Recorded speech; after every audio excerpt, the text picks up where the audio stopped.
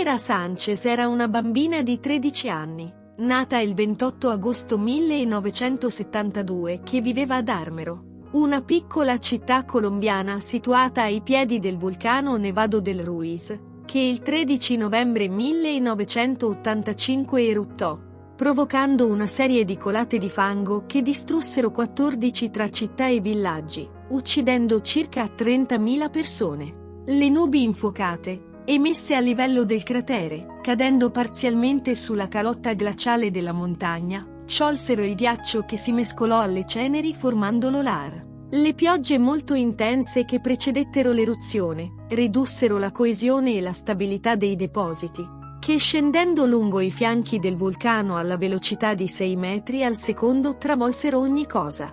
La piccola Omaira sopravvisse all'eruzione, ma venne trovata intrappolata nel fango ed altri detriti della sua casa, inginocchiata con le gambe incastrate sotto un blocco di cemento. I soccorritori arrivarono sul posto e tentarono di liberarla, ma le operazioni di salvataggio furono complicate e pericolose. Per salvarla si pensò anche di amputare le gambe, ma la mancanza di medici e di chirurghi rese chiaro che questa disperata soluzione fosse impossibile da adottare. Cuando salga, me tomen una con la cámara, que salga yo triunfante. Così la piccola Omaira, per 2 giorni e 3 notti, rimase intrappolata.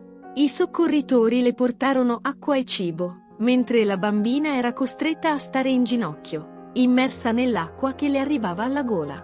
Una giornalista presente sul posto testimonierà che Omaira, oltre a cantare, pregare e raccontare dei suoi amici, della scuola, della nonna, ebbe anche parole di conforto verso chi si stava adoperando per salvarle la vita.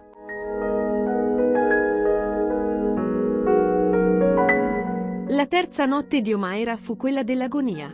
La bambina ebbe la febbre altissima ed iniziò ad avere delle allucinazioni, ripetendo infatti di non volere arrivare in ritardo a scuola. Ay, quiero decir unas palabras. ¿Puedo? Mamá, si me escuchas, yo creo que sí.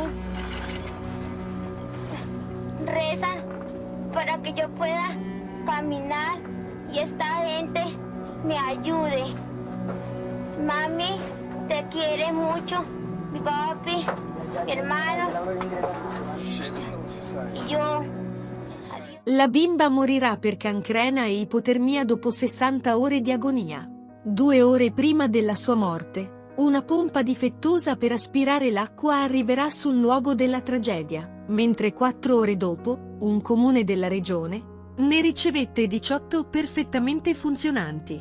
La storia di Omaira fu trasmessa in tutto il mondo dai media, e la sua foto, scattata dal fotoreporter Frank Fournier, divenne un simbolo della tragedia di Armero, sollevando un dibattito riguardo alla spettacolarizzazione del dramma. Fin dall'inizio, al governo colombiano furono rivolte pesanti accuse, in quanto ritenuto colpevole di non aver attivato tempestivamente e in modo efficace la macchina dei soccorsi. Il racconto De Barro Estamos Ecos di Isabel Allende, contenuto nella raccolta Eva Luna, è proprio basato sul dramma di Omaira, ed è la narrazione dell'evento fatta dal punto di vista di un uomo presente alla morte della bambina. La Allende in seguito scriverà di essere perseguitata dai grandi occhi neri di Omaira, pieni di rassegnazione e saggezza, e che scrivere la sua storia non le è servito ad esorcizzare il suo fantasma. Sul luogo in cui sorgeva la città di Armero, è stato creato un memoriale del disastro, in cui un piccolo mausoleo è dedicato proprio alla memoria di Omaira.